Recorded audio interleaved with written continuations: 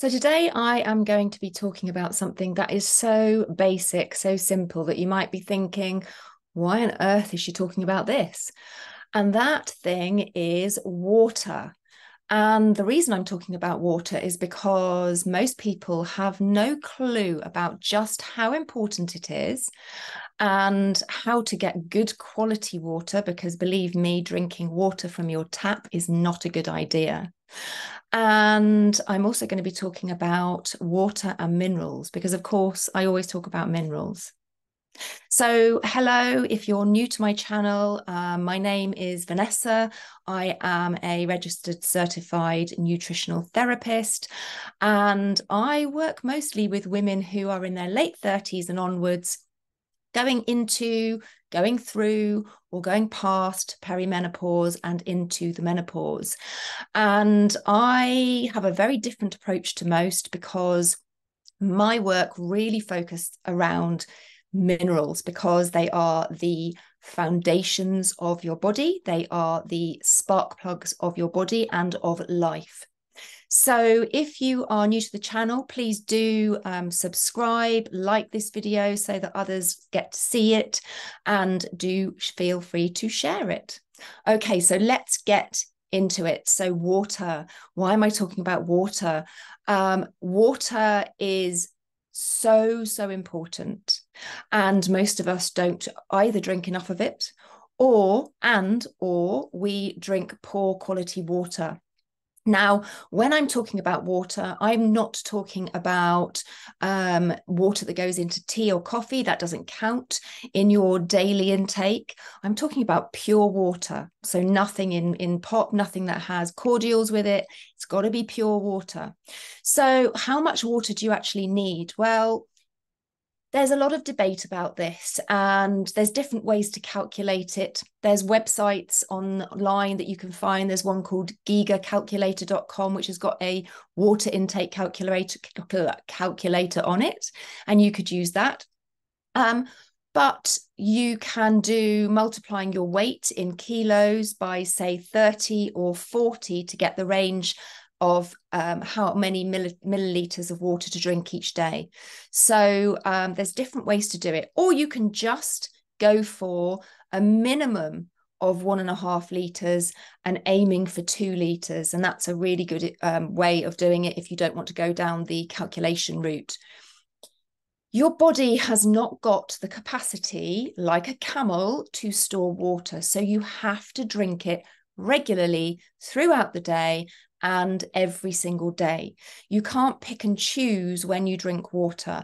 It needs to be regularly, and it needs to be, you can't drink your entire intake in the morning and expect to have enough water in your body throughout the day. You need to stagger it and do it, a glass at a time. Can you have too much water? Yes, you absolutely can have too much water.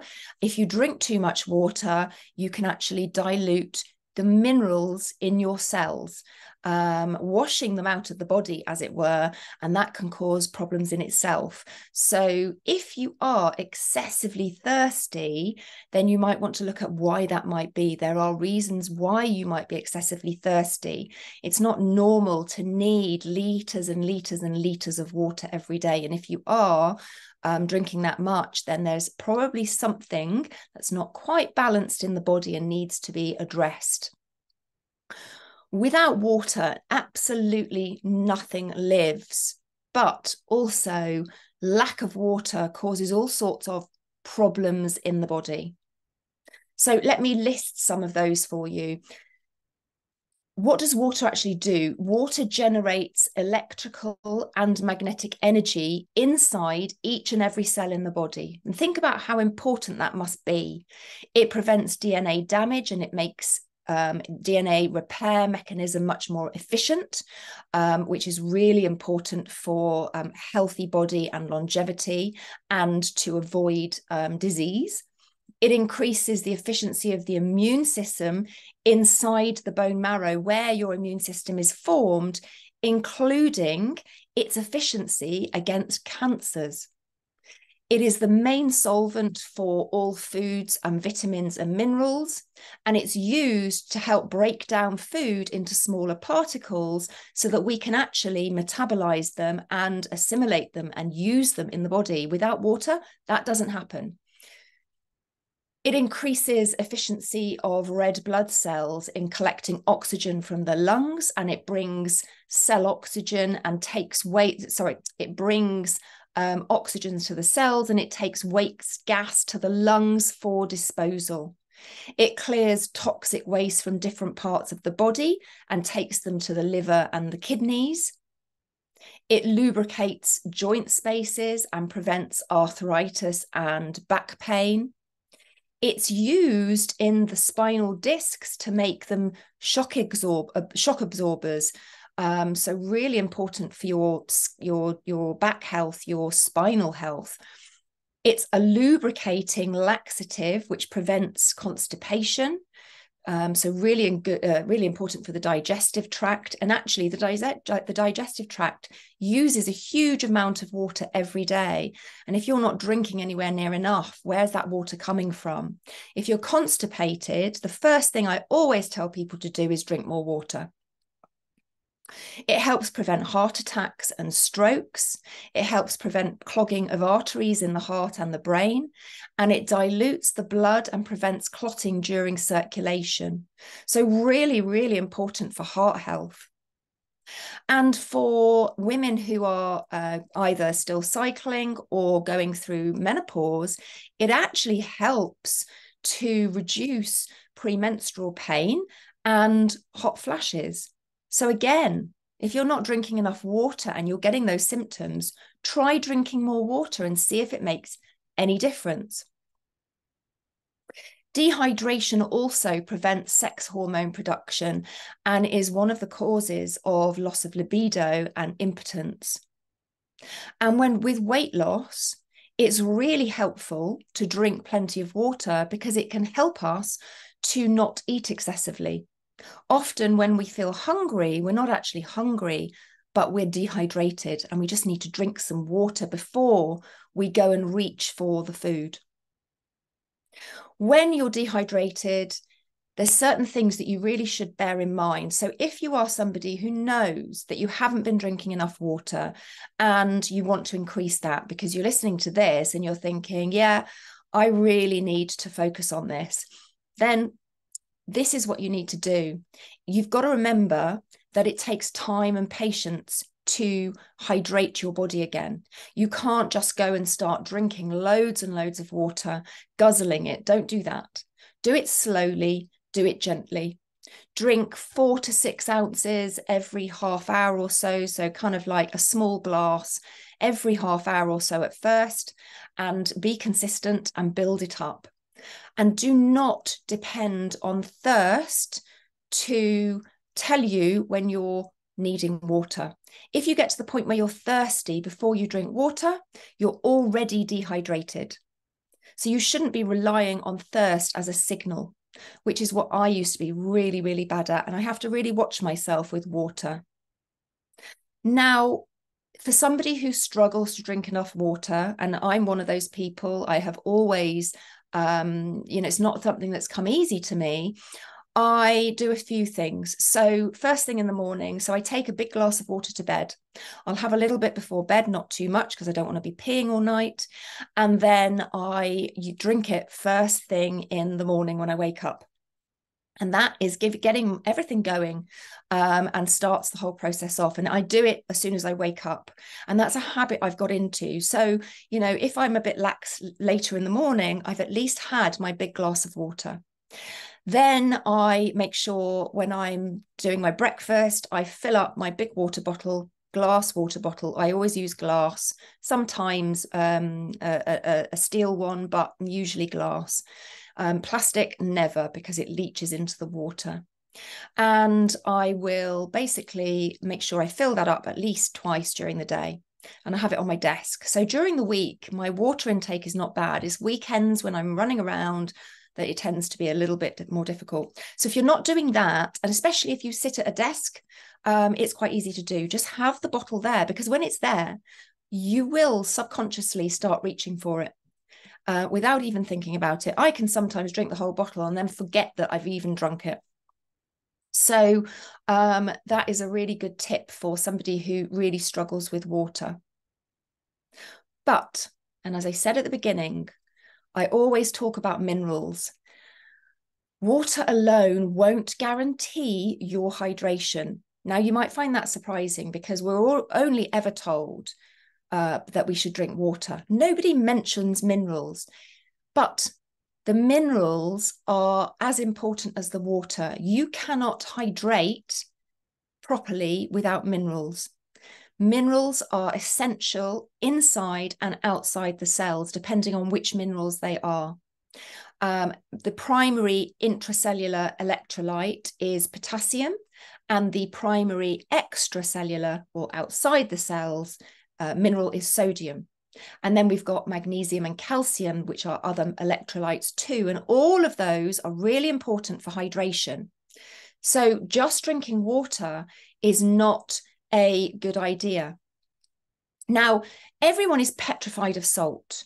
And there are real, I think, misconceptions, misinformation given about salt. There's a difference between table salt, white, very treated table salt, and really good quality mineral-rich salts like sea salt, especially Celtic sea salt.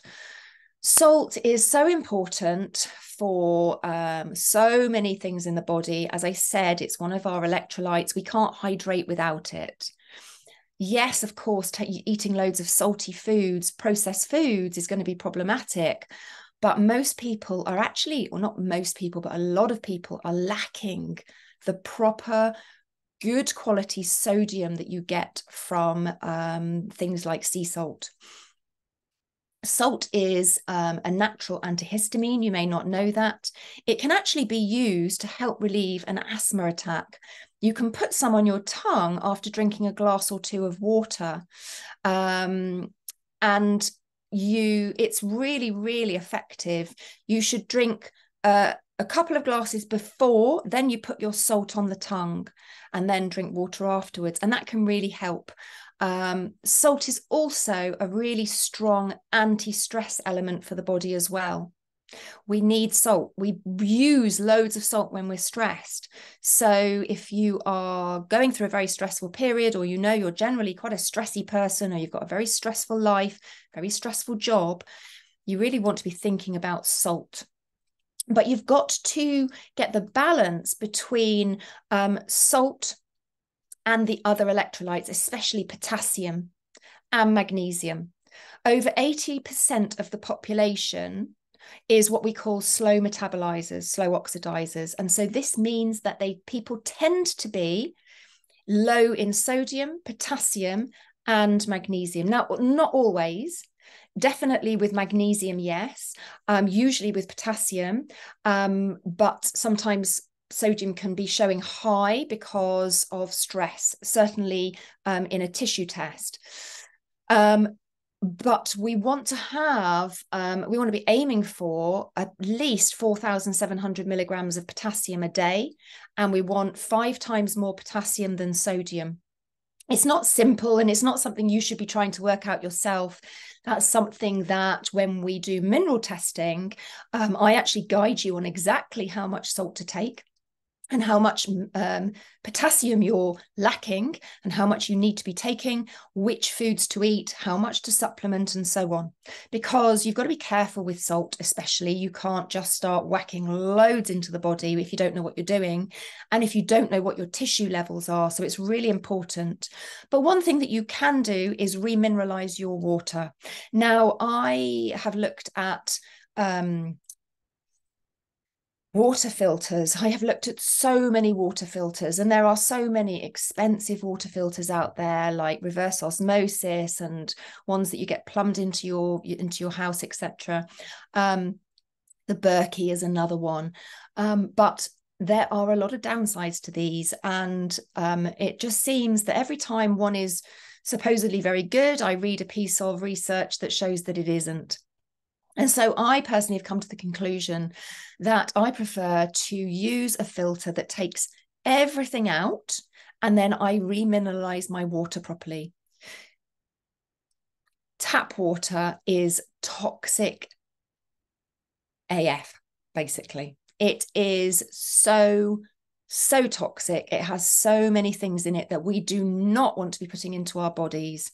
It's got chlorine, it's got heavy metals, it has hormones, it has fluoride in areas where they are now fluoridating the water again. They didn't for a long time, but apparently they're starting to again in the UK now. I know in America they do, standard, I think.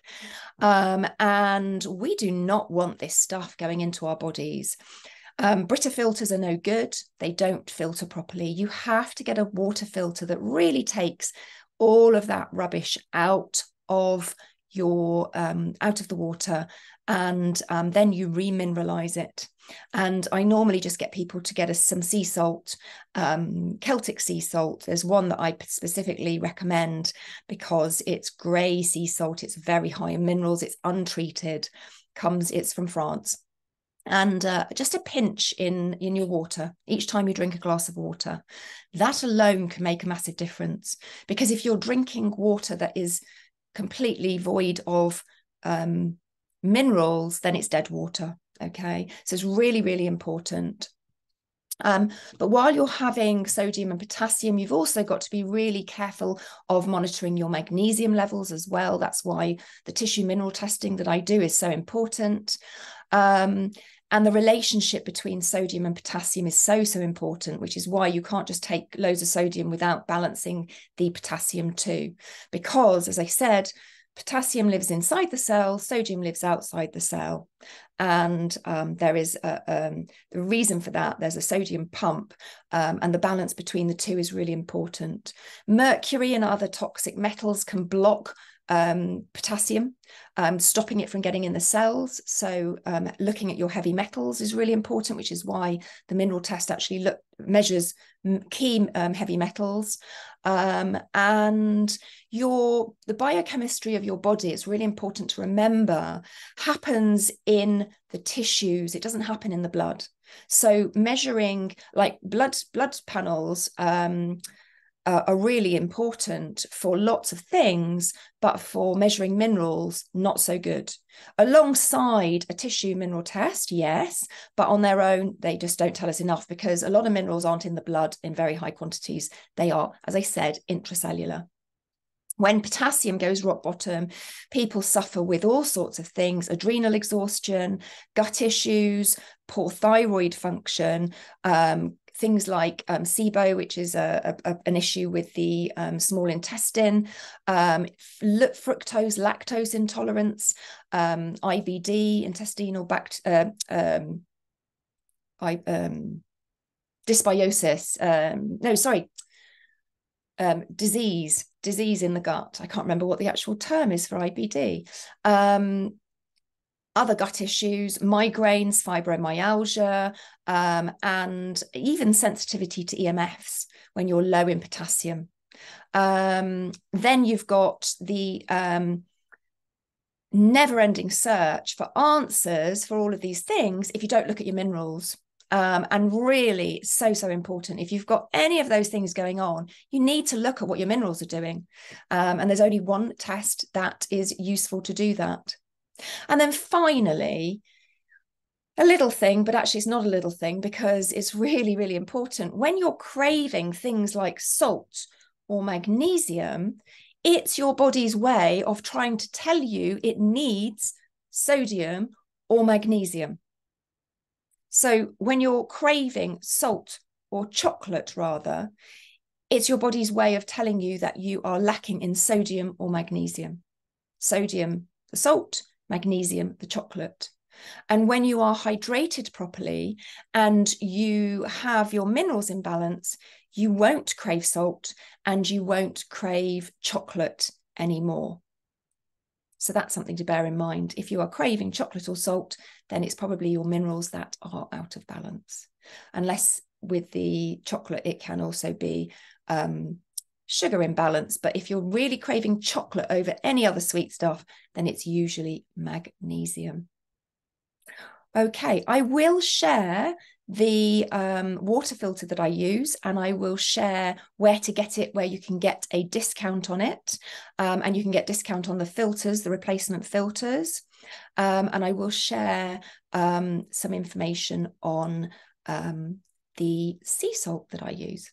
All right, I hope you found that helpful, and yeah, please do like this video, share it, and hit that subscribe button if you would like to be alerted when I release new videos just like this. All right, take care. Bye for now.